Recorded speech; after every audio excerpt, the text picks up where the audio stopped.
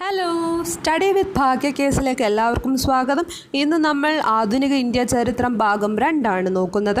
പ്രധാനമായി റോബർട്ട് ക്ലൈവിനെ പറ്റിയും വാരൻ ഹാസ്റ്റിങ്സിനെ പറ്റിയും പിന്നെ കുറച്ച് ആക്റ്റുകളെ പറ്റിയൊക്കെയാണ് പഠിക്കുന്നത്. അപ്പോൾ ഓരോന്നോരോന്നായിട്ട് പഠിച്ചു തുടങ്ങാം. ആദ്യം റോബർട്ട് ക്ലൈവ്. ഇദ്ദേഹത്തെ പറ്റി ചോദിക്കാൻ സാധ്യതയുള്ള പ്രധാനപ്പെട്ട പോയിൻറ്റ്സാണ് ഇവിടെ കൊടുത്തിരിക്കുന്നത്. അതിനു മുമ്പ് ഞാനൊരു ചെറിയ ബാക്ക്ഗ്രൗണ്ട് ഇദ്ദേഹത്തെ പറ്റി പറഞ്ഞു തരാം. റോബർട്ട് ക്ലൈവ് 1743 18-ാം വയസ്സിലാണ് ഈസ്റ്റ് ഇന്ത്യ കമ്പനിയുടെ ഉദ്യോഗസ്ഥനായി എത്തുന്നത്. പിന്നെ ഇദ്ദേഹത്തിൻ്റെ രാജ്യതന്ത്രവും അതുപോലെ യുദ്ധ താല്പര്യവും ക്ലൈവിനെ ഉയർന്ന പദവിയിലെത്തിച്ചു.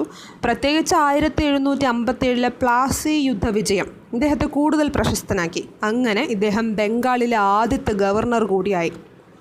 പക്ഷേ ഇദ്ദേഹത്തിൻ്റെ ഭരണകാലത്താണ് ഏറ്റവും കൂടുതൽ അഴിമതികൾ ബ്രിട്ടീഷ് ഈസ്റ്റ് ഇന്ത്യ കമ്പനിയിൽ നടക്കുന്നത്. അങ്ങനെ റോബർട്ട് ക്ലൈവിനെ അളവിൽ കവിഞ്ഞ സ്വത്ത് സമ്പാദിച്ചതിൻ്റെ പേരിൽ ബ്രിട്ടീഷ് പാർലമെൻറ്റ് വിചാരണ ചെയ്തു. പിന്നീട് കുറ്റവിമുക്തനായെങ്കിലും ഇദ്ദേഹം എന്ത് ചെയ്തു? 1774 ആത്മഹത്യ ചെയ്തു. ഇതാണ് ഇദ്ദേഹത്തിൻ്റെ ഒരു ബാക്ക്ഗ്രൗണ്ട്. ഇനി നമുക്ക് നമ്മുടെ എക്സാം പോയിൻ്റ് ഓഫ് വ്യൂവിൽ വരുമ്പോൾ ഏറ്റവും കൂടുതൽ ചോദിക്കാൻ സാധ്യതയുള്ള പോയിൻറ്റ്സാണ് ഇതൊക്കെ. ചോദിക്കാൻ സാധ്യത ബംഗാളിലെ ആദ്യത്തെ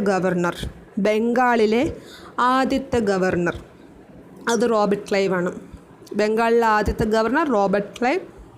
അതുപോലെ ബംഗാളിൽ ദ്വിഭരണം ഏർപ്പെടുത്തിയ ഗവർണർ റോബർട്ട് ക്ലൈവ്. ബംഗാളിൽ ദ്വിഭരണം ഏർപ്പെടുത്തിയ ഗവർണർ റോബർട്ട് ക്ലൈവ്. പ്ലാസി യുദ്ധത്തിൽ ബ്രിട്ടീഷ് സേനയെ നയിച്ചത് റോബർട്ട് ക്ലൈവ്. പ്ലാസി യുദ്ധത്തിൽ ബ്രിട്ടീഷ് സേനയെ നയിച്ചത് റോബർട്ട് ക്ലൈവ്.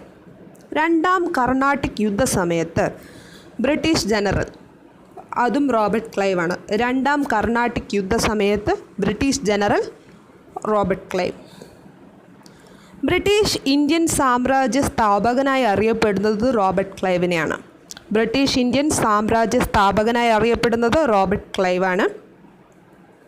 എനിക്ക് 2000 പട്ടാളക്കാരെ അയച്ചു തരിക, ഞാൻ ഭാരതത്തെ പിടിച്ചടക്കാം.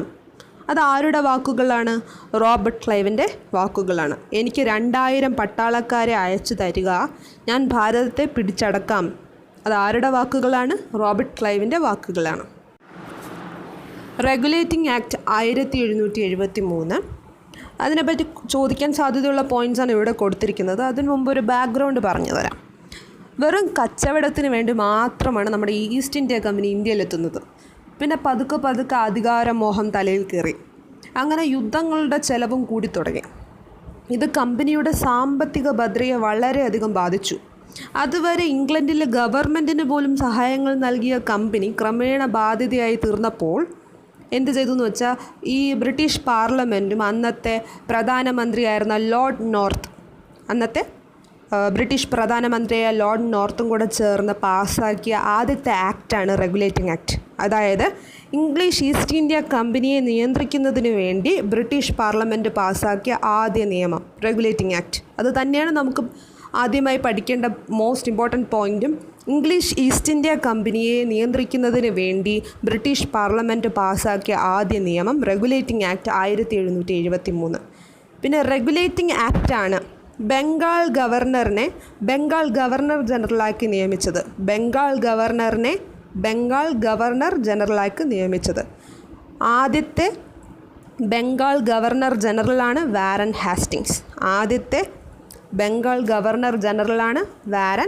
ഹാസ്റ്റിങ്സ്. ഓക്കെ. പിന്നെ ഈ ആക്ട് പ്രകാരം ചോദിക്കാൻ സാധ്യത കൽക്കത്തയിൽ സുപ്രീം കോടതി സ്ഥാപിച്ച ആക്റ്റും റെഗുലേറ്റിംഗ് ആക്ട് 1773.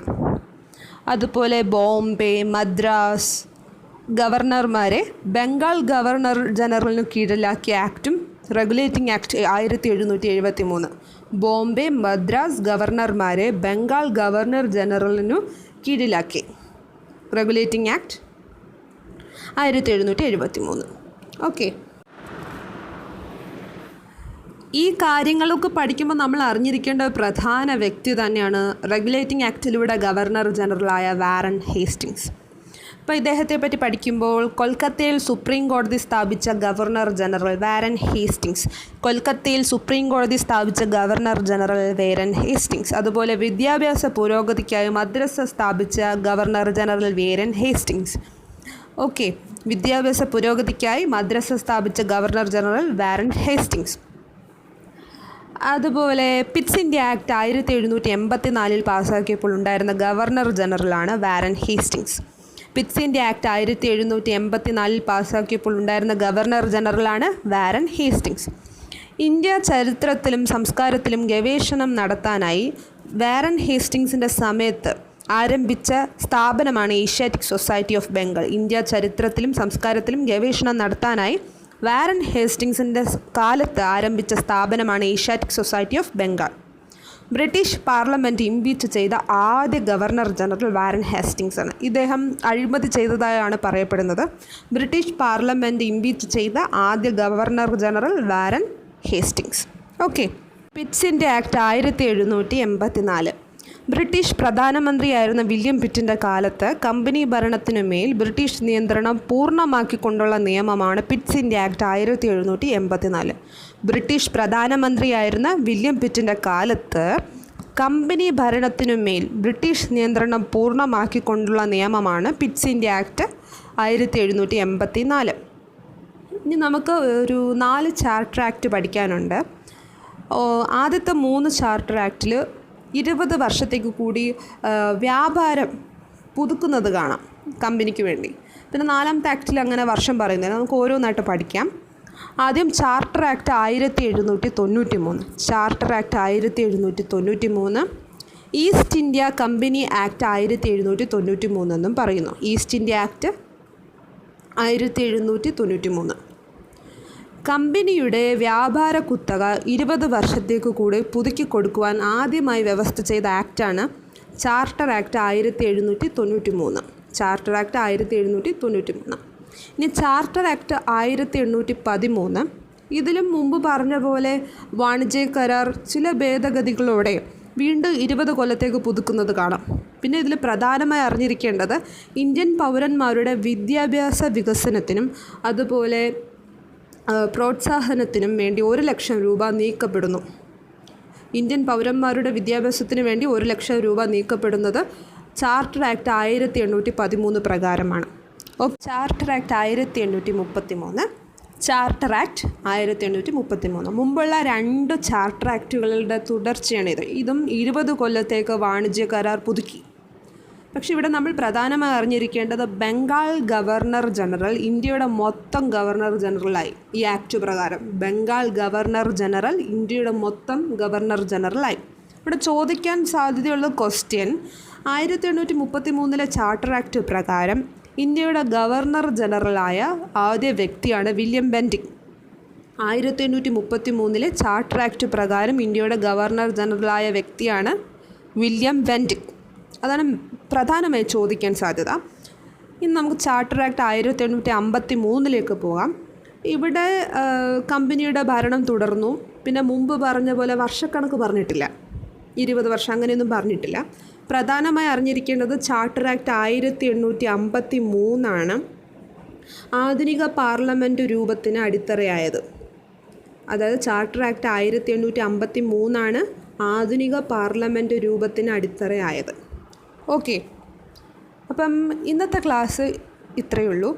1857 ഒന്നാം സ്വാതന്ത്ര്യ സമരത്തിന് മുമ്പുള്ള പ്രധാനമായ കാര്യങ്ങളാണ് ഇന്ന് പഠിച്ചത്. ഇനി അടുത്ത ക്ലാസ്സിൽ 1857 ഒന്നാം സ്വാതന്ത്ര്യ സമരവുമായി ബന്ധപ്പെട്ട കാര്യങ്ങൾ പഠിക്കുന്നുണ്ട്. അപ്പോൾ ഈ ക്ലാസ് എല്ലാവർക്കും ഇഷ്ടമായി എന്ന് കരുതുന്നു. എല്ലാവർക്കും ഇഷ്ടമായെങ്കിൽ ഷെയർ ചെയ്യണം, സബ്സ്ക്രൈബ് ചെയ്യണം, ബെല്ലൈക്കൺ ക്ലിക്ക് ചെയ്യണം, ലൈക്ക് ചെയ്യണം, ഷെയർ ചെയ്യണം. അപ്പോൾ ശരി, താങ്ക് യു.